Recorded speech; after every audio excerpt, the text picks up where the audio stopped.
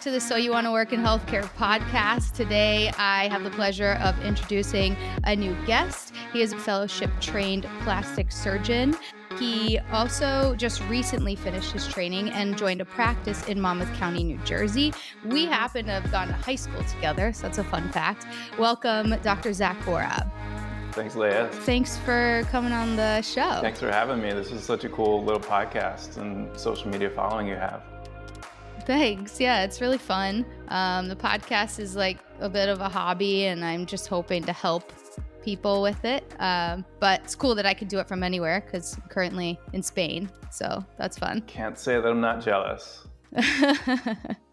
Yeah, it's been good. Basically, the point of this podcast is to help people, students, understand what part of medicine that they might want to go into, how they can do it. And I like to have our guests give them tips. And I think you have a really cool story to tell. So I'm excited to ask you about that. But the first question I want to start with is why healthcare, and like, when did you know you wanted to go into healthcare? So it's, personal for everyone. For me, I remember being in high school and like science was easy. And that's kind of the story everyone who goes into medicine talks about, is that like science was like their favorite class or whatever, math and science. So yes, that was true for me. But I remember being in high school and being like, I don't know how my own body works. Like, I don't know what a spleen does. I don't know what a stomach does. Like, I don't know what a liver does. And I remember being like kind of upset. I was like, I want to know how this stuff works.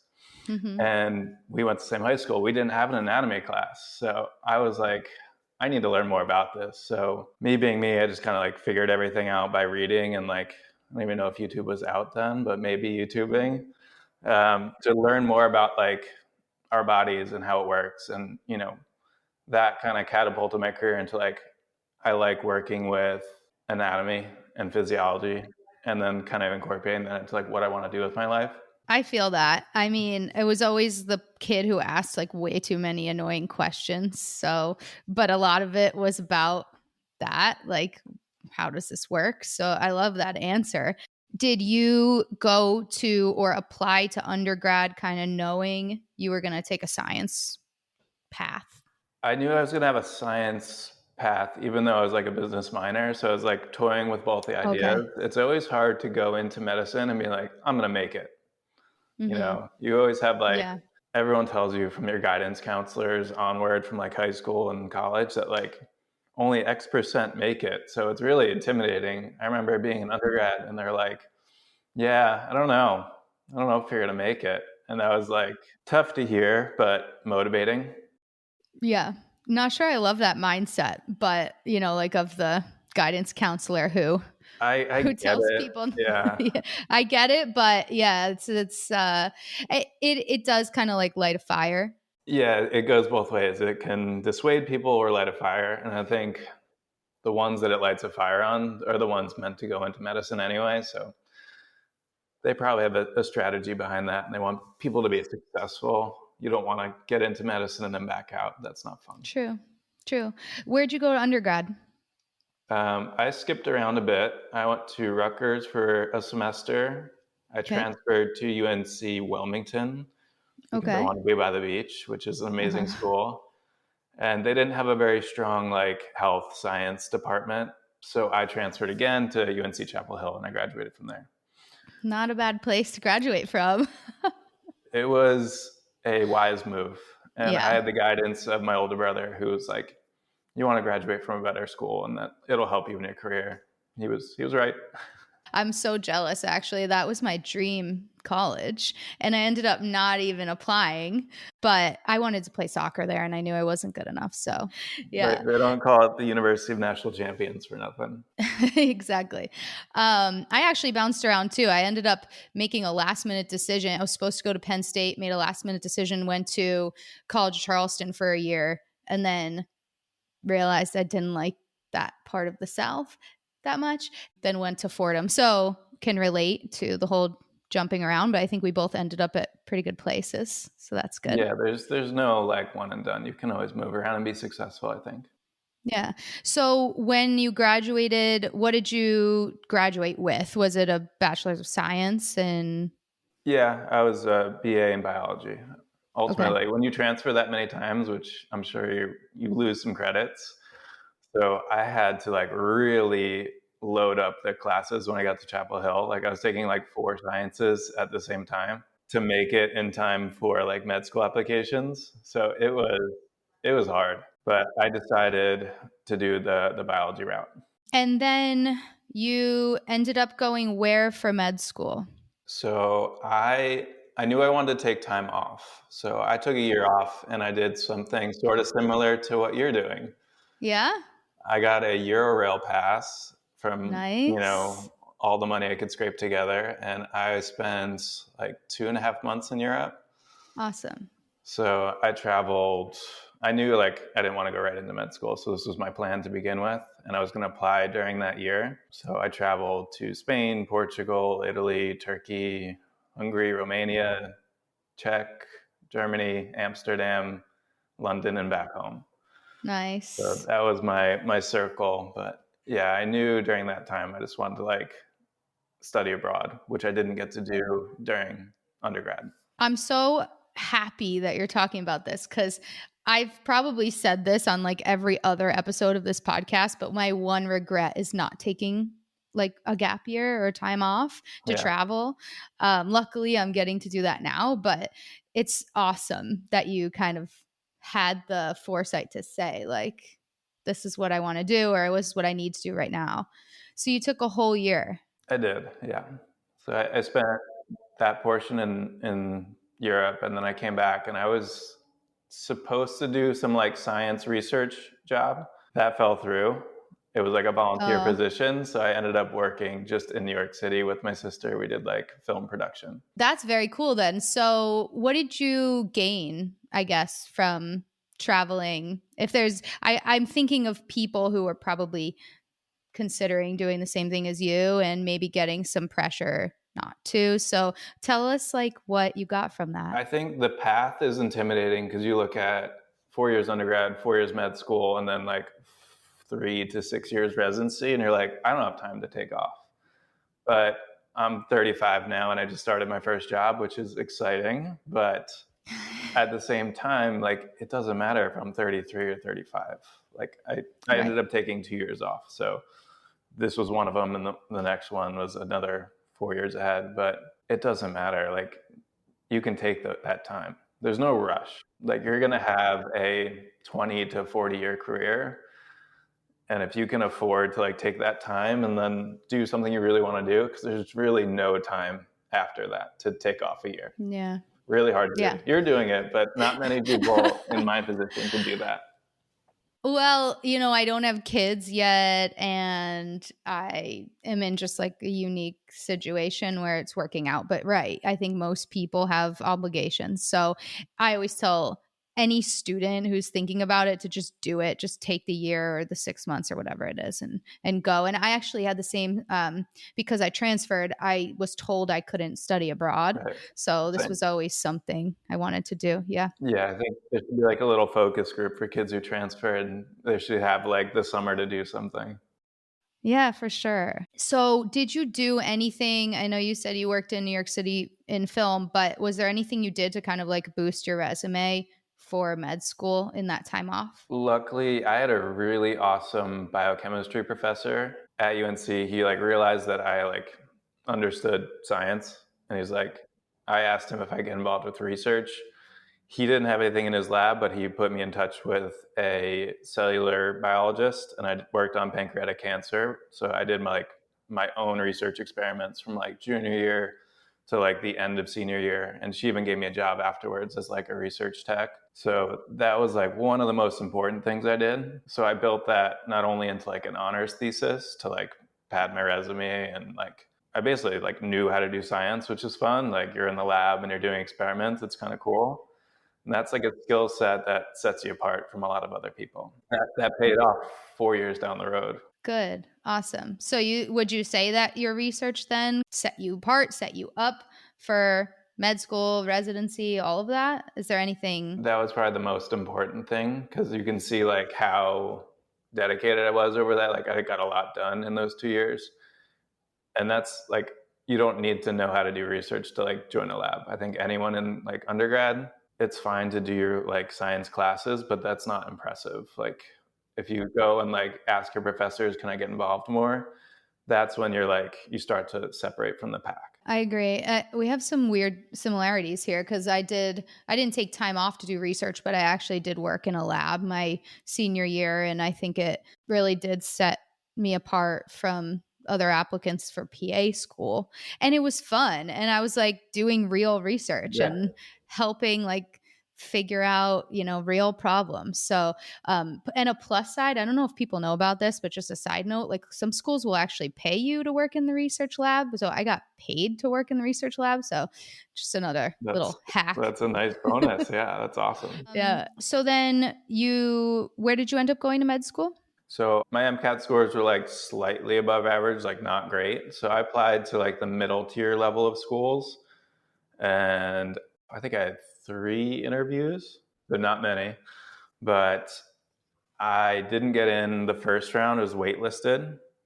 Ended up applying to like post-bac science programs to like further increase my resume. Actually, I got accepted at the University of South Florida. Started like the whole like enrollment phase. So this is like the summer before I was supposed to start in the fall. And then I get a call while I'm lifeguarding at the beach from a random like Philadelphia number. And it was Drexel University saying, do you want to start med school in 2 weeks? And I was like, absolutely, sign me up. I'll be there. So that was like Crazy. a crazy, fun, exciting time. That must have been so exciting to get that phone call. It was, yeah, unreal. Very cool. So you got in very last minute. Yeah. How did you you just had to get everything together and go, I guess? Pretty much just signed up for the first apartment I saw, like was at orientation within a week. It was pretty crazy. Luckily, you didn't have to like buy a lot of stuff. Like in med school now, everything's like recorded lectures with like literal notebooks that are like this thick of printed material. That was, I don't know, when I was there. I'm sure it's different now on iPads and things.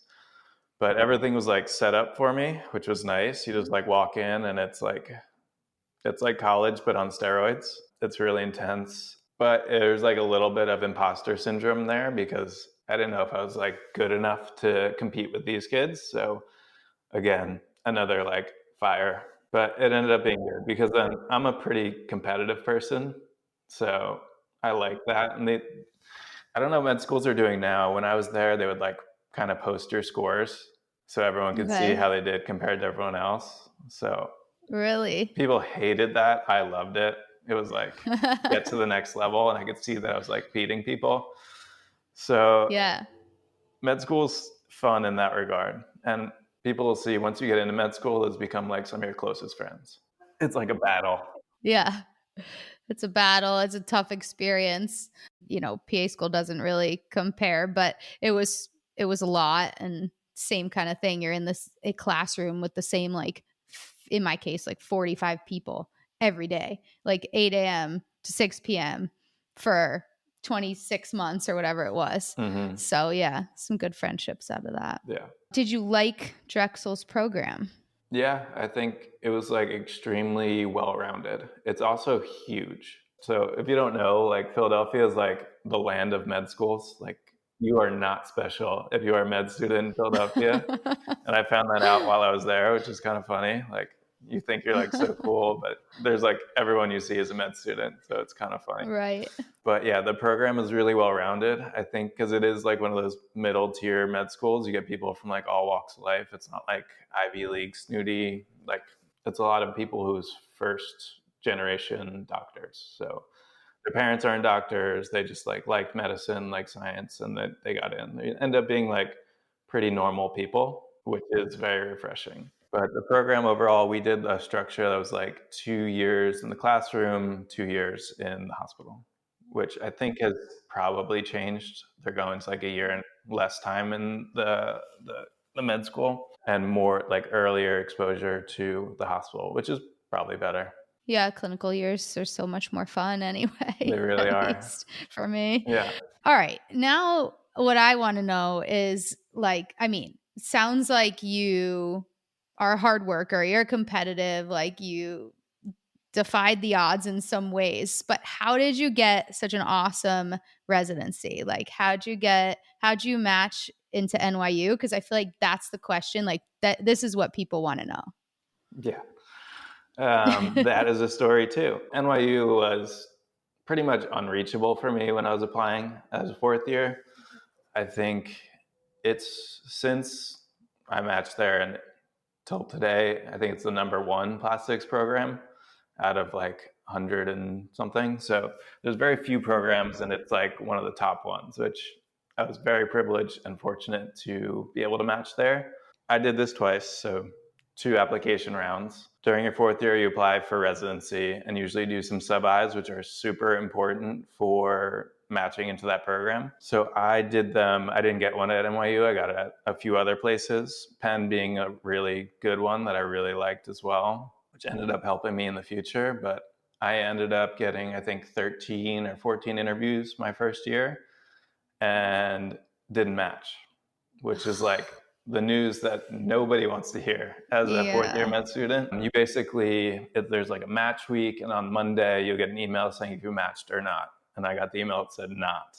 So you basically go into this program called the SOAP program. It's like a supplementary acceptance program. And you have the choice. You can either apply for whatever plastics spot is open. And my year, there was one at Leigh, which I interviewed for, ended up luckily not getting because the kid had one more publication than I did. It was pretty funny. They straight up told me, they're like, we're going to take the other guy because they had one more publication.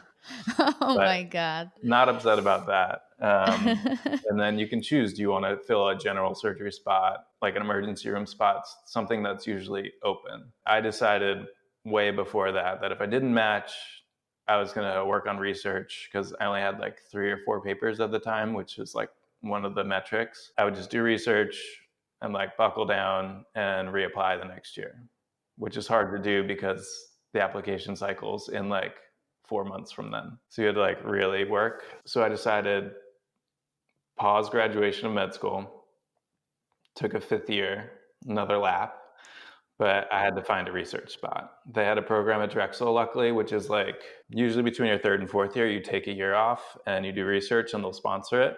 And they kind of like pause your tuition and stuff. So I did mine at the end of 4th year and they said, don't graduate, do this research thing, find a spot. Because they didn't have one. Drexel doesn't have a plastics program, so it made it like super hard. So I basically became like a cold calling research hustler. So within like 3 days, I had UPenn on the phone, Hopkins, and NYU, and I was like, nice. And Cornell, I think, and had interviewed at all of them for a like volunteer research position. Of those 3, I liked NYU the best, and they really liked that I had bench research experience. So they're like, we need a bench research person. You already know how to do all this stuff. We have a great program. You should come here. I was like, okay, sounds pretty good. Like, I'll do that. And luckily, my girlfriend at the time, now wife, lived in Hoboken, so oh, perfect. I had free room and board for a year. Yeah. It made it a lot easier to afford New York on a $0 salary. Yeah, for sure. So I ended up doing that. And then they offered me a sub-I spot right before I started. So basically didn't match, got the research spot, did a 1-month sub-I, like way before everyone else does their sub-I. They remembered me the next year while I was doing my research, and then ended up matching. I guess that worked out for the best. 100%, yeah. So it's funny how things work out sometimes. And, you know, the other thing I was going to ask, and really I'm just curious, because in our program, in our like research program, I guess you call it, I think other than publishing studies, I think one of the most helpful things that year is like the connections you make. Oh, yeah. And I found that the guys who make more connections and kind of like come to the conferences and come to the dinners and like keep, you know, those connections, they're the ones who end up getting more interviews and eventually matching. So was there any of that year? Was it like strictly just research? Oh no, it was all that. Like they were very friendly. Yeah. Like they invited me to their graduation and like the events throughout the year.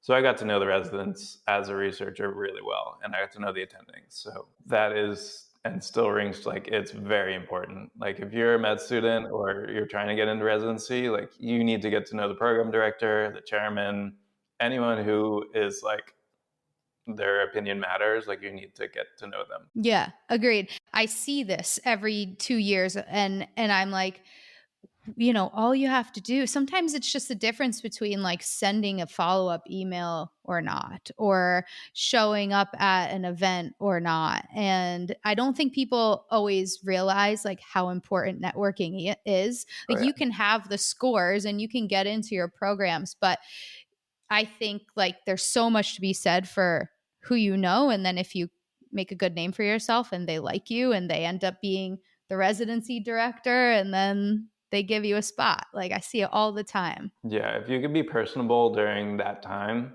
to like the important people and then work hard and the residents see it, it's pretty much yours.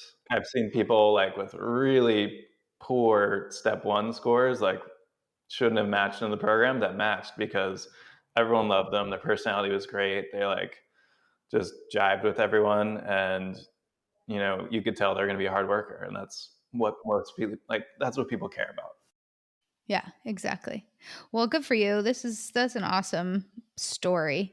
So for people who haven't matched or you're in that year where you're like hustling, it is possible. I've seen it a bunch of times and you're probably like one of the coolest stories because you got into like the number one program. So that's awesome. Very lucky, but yeah, hard work pays off.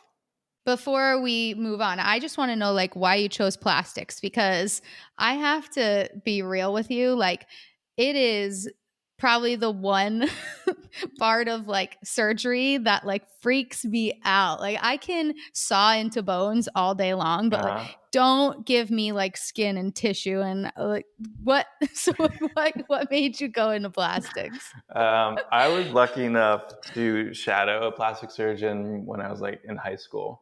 So Okay. I was hanging out at Tom's River Surgery Center, which is where I Mhm. work now, and some of the nurses Oh, remember me okay. from high school, and they're No like, "You were way. that kid."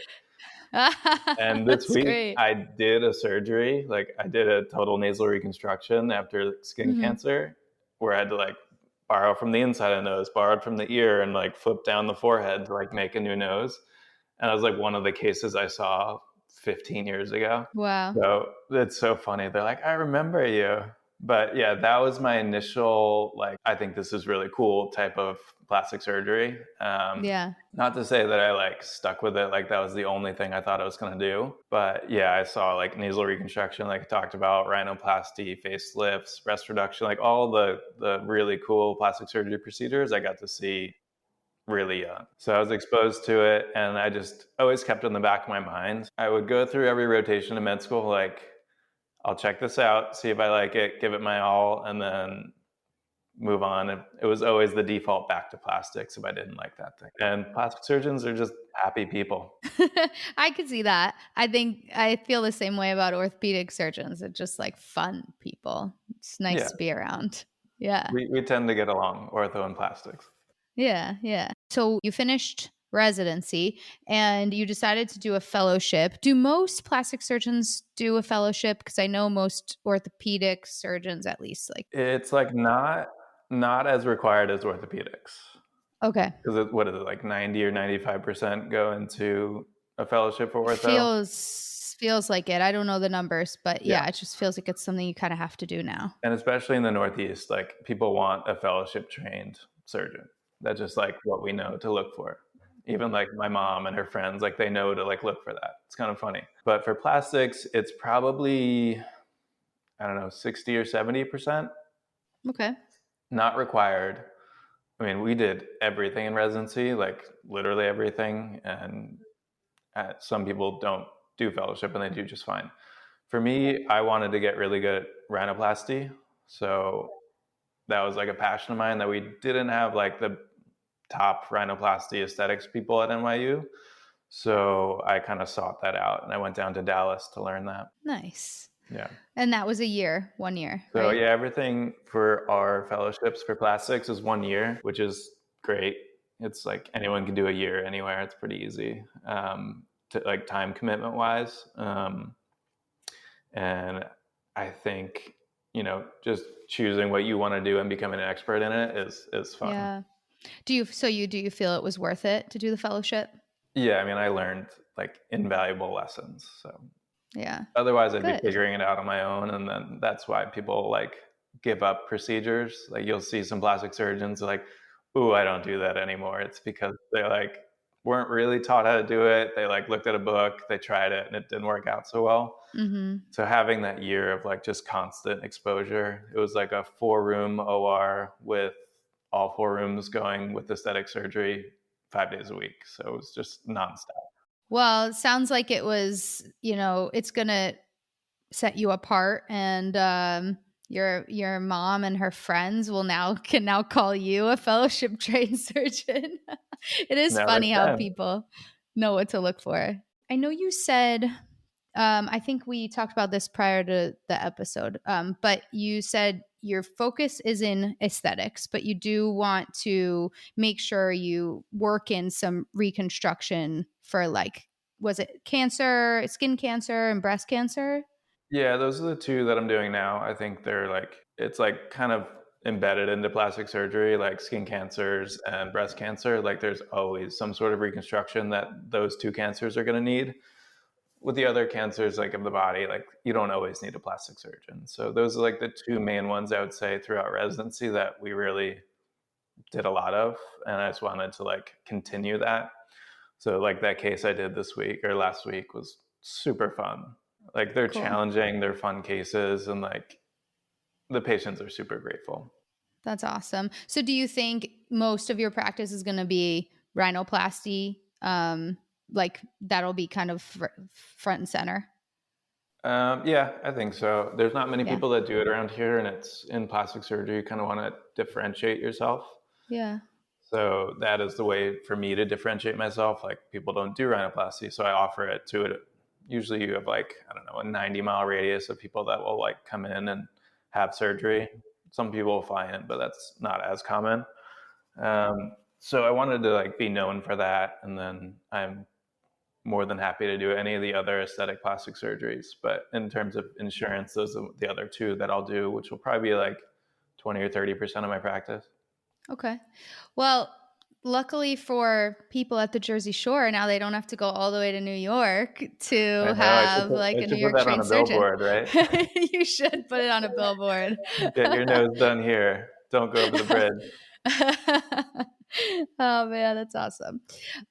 So something I wanted to ask you, since you're early on in your practice and um, you haven't really experienced the full on like attending life just yet, I guess. Yeah. How do you feel you're gonna incorporate work-life balance? I know that that's kind of like a trendy term right now, but I'm really curious because obviously, like, I care about living life, and I think we share some interests and hobbies like surfing. And so how are you going to work this into the life of a busy plastic surgeon? Well, to be honest, it does take a few years for plastic surgeons to like have a full schedule and be completely booked. Mhm. So right now it's great. Work-life balance is great. My wife loves it. I get to see my kid Nice. all the time. Good. But yeah, as I get busier, I think it's going to be tough. But I did choose like a mostly elective practice. Like there's not many emergencies. So I did that obviously on purpose and had the foresight to know I don't want to be on call every night. Like I want to be able to spend time with my family. I want to be able to go on vacation without worrying. Like, I want to be able to do all those things. So I knew that early on. I didn't want to live like a completely, you know, emergency or urgent type of life where I had to go into the hospital all the time. Yeah, for sure. Well, that's great. I think coming from like the busiest orthopedic hospital in the country, all I see is that like academic mindset that like you have to do like 8 cases a day to keep up. And it's just these surgeons, they live at the hospital. They don't really like take much time. And I kind of had to, my co-PA and I kind of had to like have a talk with our boss at one point. We're like, I think it's time to take Fridays. Like you need, because he actually surfs too. And we're like, that you need to take a day because this is too much. And he ended up thanking us for it like a year later because it ended up being an admin day and it was great for all of us. So I think, it'll in the end make you a better surgeon, a better husband, a better father, just to have like some time for yourself and to do your hobbies and Yeah, I spend think time with your family. super smart to have suggested that. One of the guys down in Dallas that I worked with, he always took off the afternoon on Wednesdays. And that was like his work-life balance time. Mm-hmm. And he Yeah. had like a completely packed schedule. He's like really good surgeon. And like he's like late 40s, prime of his career, and he's like, nope, Wednesday afternoons, like I'm gonna play tennis with my family or whatever he did. Like that's his time. And could definitely see like a mindset change because you get run down. That's why residents are so unhappy. Yeah. Burnout is real. It's people, I just quit my job. Like it's real. So It definitely is. definitely take time for yourself. What was one thing or a couple things, whatever you want to say, that you love about your job so far? And what is one thing that you really don't like about either medicine or being a plastic surgeon, if there is anything? So I'll start with the bad thing first. And people who are like, they like to know like a full set of instructions before they do a procedure, plastics is not the right thing for you. It is not like a total need, like you just do it your way, same thing every single time. If you change something, like you probably messed up. For us, it's like we're constantly changing the way we do surgeries. And like I can do a facelift 3 different ways. I can do a breast reduction like 8 different ways. And that is both good and bad. For me, it's good because like I get to explore a little bit. But for people who like evidence-based medicine, plastics is absolutely horrible for that. Like we don't have good evidence for almost anything except for like breast reconstruction because it's like Okay. measurable. Wow, I never thought about that.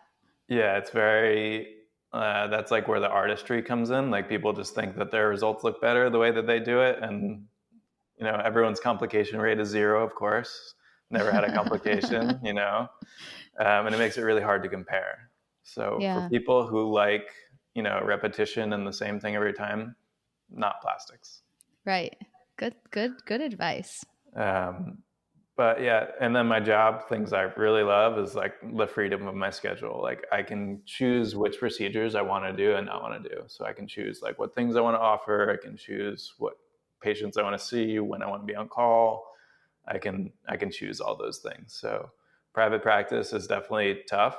Like you are out on your own, and I'm seeing that like every day. Like somebody calls out sick, like the whole office day is like kind of ruined, and you don't have backup, and then you need to like call somebody else in who doesn't do that job and fill in. It's like it's tricky to run a business. Yeah. Yeah. No, I bet it. I mean, I know too, because I was in that private practice world for a while, but how are you handling like being on your own in the OR? Because I feel like that's super scary for surgeons in the beginning. So I am lucky in that I had Bellevue Hospital, which is, if you don't know, it's a public hospital in New York, where it's a pretty resident-run hospital. The attendings are around, but the residents are running it. So I was rather independent there. And then we had a cosmetic surgery clinic, like discounted plastic surgery at NYU, where the attendings would say, "Hey, how you doing?" and then bounce, and you were operating by yourself or with another resident. So that was also another independent. And then I was an attending in Dallas where I did my fellowship. We had full attending privileges. Oh, okay. So I could admit people, and I didn't need a surgeon in the room with me, even though they would like Awesome. staff it. the cases I would do, like, again, we offered discount plastic surgery there, and we did like 30 or 40 cases throughout the year. So I'm pretty lucky in that I've had a lot of experience by myself or with a co-fellow or a co-resident where there was no one like above me telling me what to do. Right. That's great. So I oddly feel comfortable with it, but good. It is always a little nerve-wracking for your first couple of cases. Like, everything needs to go perfect, and I'm in my boards collection period where like I have to document everything, like take pictures of everything, and then submit everything at the end of this year. So you're always like, it's somebody looming over you, like judging your work as you're doing it. So that is a little nerve-wracking. Yeah, but I'm sure you'll be fine. It's really cool that I feel like in many ways you've kind of come full circle. Like, you used to volunteer or work at this practice, and now you're an attending at the practice, which is really awesome. It's weird, but it's cool. I think you're representing the Jersey Shore really well. And also the surf community, because I know, like, I was thinking about this earlier. I feel like surfers get a bad rep. I mean, it's like, they've always been the rebels or whatever. And here's an example of somebody who grew up a surfer and is now, gone to med school in one of the best residencies and a plastic surgeon. So I think that's really cool. I just wanted to add that in. Not all surfers are rebels, crazy people. And we're not all just hanging out at the bar after work. Yeah, exactly. We can work and not smoke pot like they're accused of. True. Well, I think we went through pretty much everything. I think the only other, I think you gave some really good advice. Is there any other tips or pieces of advice that you want to give to either a student or somebody who's trying to match into residency or wants to go into plastics? I would just, for kids in undergrad, it's tricky to figure out what you want to do. That's like a short amount of time. It's 4 years usually to like, okay, what am I going to do with the rest of my life? I would say to those kids, don't get dissuaded by people who say it's like really hard or whatever. Like, you have to try it. So go volunteer, do whatever. So volunteer, get the research, do anything you can to like get involved in medicine and see if you love it. If you like it, don't do it. If you kind of like it, don't do it. If you love it, do it. Yeah, exactly. I agree. And don't do it for the money either, because it takes a really long time for that to come through. Yeah, for sure. Well, thank you. This has been really great. I'm glad that you're taking your skills back to New Jersey. So, if you guys are in Jersey and you need some plastics work, check out Dr. Borab. Do you want to say like what the name of the practice is? Oh yeah, so I joined, his name is Michael Nagy. He's a local surgeon in Wall Township, so literally the town we grew up in. And he does sort of the same as what I do. He does like probably 80% aesthetics and about 20 to 25 maybe of reconstructive. But really, really good guy. He has run a great practice and has been like super welcoming to me. So the staff has been awesome, and just happy to be able to provide to the people where I grew up and provide the plastic surgery things I learned how to do. Yeah, very cool.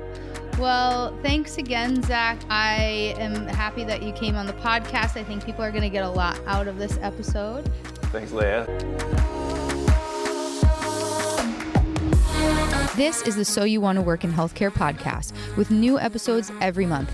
Don't forget to subscribe to stay up to date on the latest releases.